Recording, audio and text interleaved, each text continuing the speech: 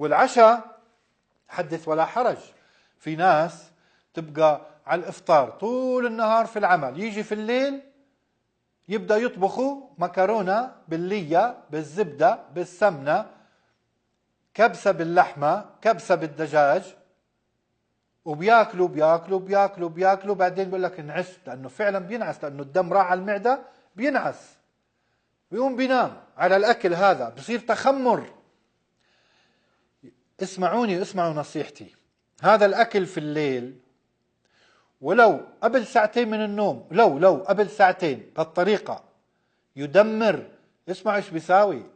واحد، لا سمح الله جلطة، ياما ناس ماتت بالجلطة وهي مو صاحية، ماتت وهي نايمة وهم على آكلين كبسة ولحمة وناموا، أو آكلين جبنة وحمص وفلافل وبيض مقلي وكوب شاي أو كوبين شاي وخبز رغيف أو رغيفين وناموا.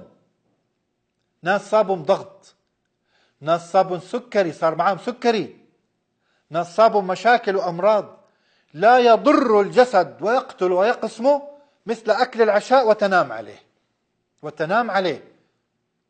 نحن بيجينا عزومات نطلع، ما قلنا ما تاكلوا اللحم، نطلع بناكل لحم بناكل رز.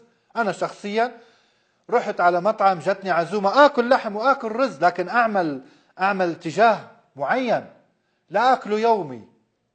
الثاني، إذا أكلته لا أنام إلا على الأقل 4 ساعات تمر بينهم ساعة مشي، أمشي، ما أترك نفسي. لازم إذا أكلت لحم أو رز في الليل، وهو نادر ما أكله، أنا دائما نادر ما أكله.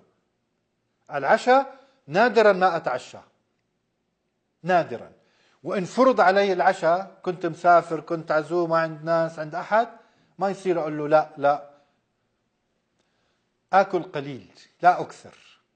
وإن أكثرت لأنه ما كنت متغدي مثلا، قلت لكم أمشي ساعة ولا أنام إلا بعد مرور 4 ساعات وقد أكلت سلطة بكمية معتدلة، يعني أكلت سلطة، كسرت سلطة. إذا أكلت 200 جرام لحم على العشاء، آكل 400 جرام سلطة، لأن السلطة فيها أنزيمات تهضم اللحم بشكل أسرع مما كان. اللحم يظل في الأمعاء أكثر من 12 ساعة إلى 24 ساعة حتى الجسم يتخلص منه. 24 ساعة الجسم عم ببث سموم اللحم وانت موجود نايم أو صاحي. الخضار 3 إلى 6 ساعات يظل في الأمعاء ولا تبث سموم. إذن ليس شرط اللحم. العشاء بشكل عام، العشاء إذا تعشيت تعشى قبل 4 ساعات وامشي بينهم مش ساعة، نص ساعة، لو في البيت، لأنه كل هالأمراض اللي تجينا من وين؟ مفاصل وركاب وأكزيما وثعلبة وبهاق وتصبغات وتوتر وضغط وغدة ومدة ونقرس وبقرس وزلال وغيره. من وين؟ هي جرثومة؟ لا. فيروس؟ لا. خلل غذائي. ما قتلنا مثل الأكل، ما يقتلنا مثل الأكل، خاصة على الليل، خاصة أكل الليل. يا أخي تعشى ساندويش بسيط، تعشى إذا عندك دجاج، يعني صدر دجاج، نص دجاجة صغيرة، بس مش كل يوم، وكثر من السلطات. لكن تعشى قبل 4 ساعات، مو مشكلة تعشى بس قبل 4 ساعات. والله إذا أنتم بتقولوا الدكتور عم بنصحنا فلان والدكتور فلان والدكتور فلان إنه لازم ننام بدري، وفرض علينا العشاء 11 في الليل وأنتم بتنعسوا تناموا بدري، ظلك صاحي إذا 11 في الليل لصلاة الفجر ولا تنام على العشاء، تخيل وين؟ ظلوا صاحيين لا تنام على العشاء إذا تأخرت بالعشاء، وأمشي بينهم نص ساعة إلى الساعة. الدمار الشامل، مش القنبلة ولا اللغم ولا الرصاصة، الدمار الشامل في العشاء. العشاء أخطر ما يمكن على الإنسان حتى من الدواء.